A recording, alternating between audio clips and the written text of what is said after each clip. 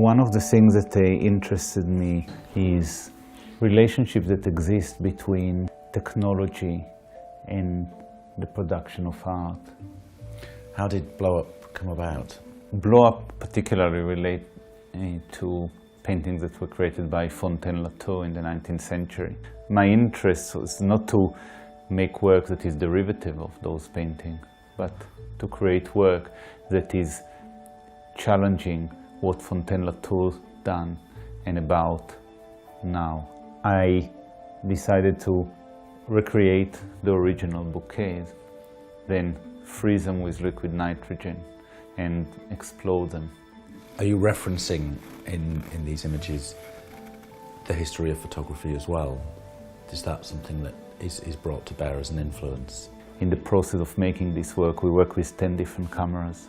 Because the event happened at such an enormous speed, we had to create a bank of cameras, 10 of them, that were connected to flash guns. We built an electronic motherboard that were connected to the explosive devices, and they all work in link with each other. So Maybridge is very much apparent in this work, and obviously the work of Edgerton is also this idea of high-speed photography that they invented.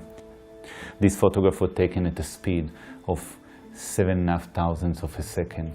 It's a time that really, it's a metaphysical time for us. We cannot experience it. It starts to raise questions about the relationship of the camera to truth and to recording the world that is out there.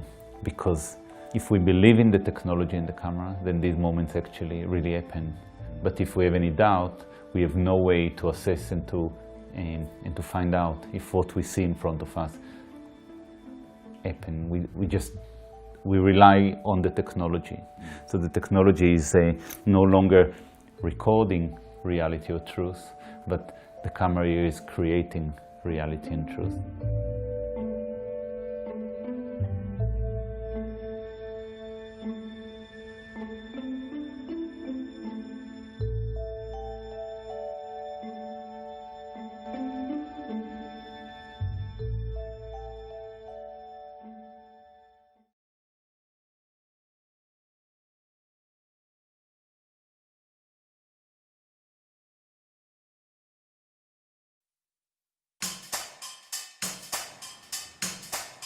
I look forward to shoot days more than any other day of the year. I mean, it's like Christmas. Good.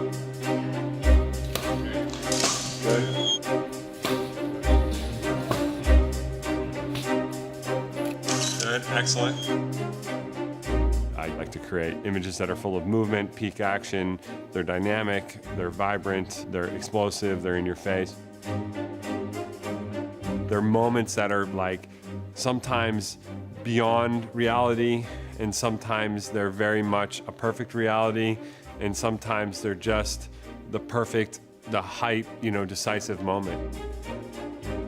When you're working with movement, that instant in time, you're sort of limited towards the motion of your talent. So what we're doing today is we're trying to add an extra dimension to that movement, which is going to be using this powder to bring that 2D movement in our still form a bit more three-dimensional by adding an explosion of powder around the talent so that we can really see how the movement is affecting the space around it. Good, all right, I got it. So much of what I use Photoshop for is to bring together ideas that couldn't necessarily happen in our real world. So we've taken paint and we've thrown it at a mannequin so that we can get a way that the paint wraps around the body form without actually having the body form there, and we're combining those two things.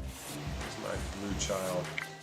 The moment I saw that CS5 came out, literally, I probably got it the first day. And the reason I upgraded right away was for the 64-bit capability. And the performance is huge. My work on the back end is all about time. Now I'm able to work a lot faster. It saves faster, renders faster. A lot of the work that we do are complex masking and selections. So they've made some awesome improvements with the quick selection tool where you're able to go right from a quick selection into the refine edge feature. So now I have my selection here. So You can see now I'm going to use this refine radius tool in here. Just work that edge a little bit better. I'm gonna output it to a new layer with a layer mask. So now I have all the detail, but it's already as a layered mask. And I've just speeded up my process by large chunks of times. I mean, we're talking probably an hour per selection that I've knocked out. Now, I'm gonna use Puppet Warp tool to warp this mannequin behind him. In this situation, Puppet Warp is a good option for me to bend the body form of the mannequin behind the talent, It's something that's new in Photoshop CS5.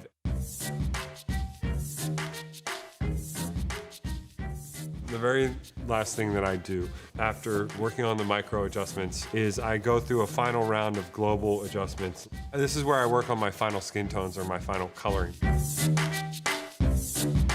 I am constantly inspired to make a better product, to make a better image because people respond to that, and that drives everything else.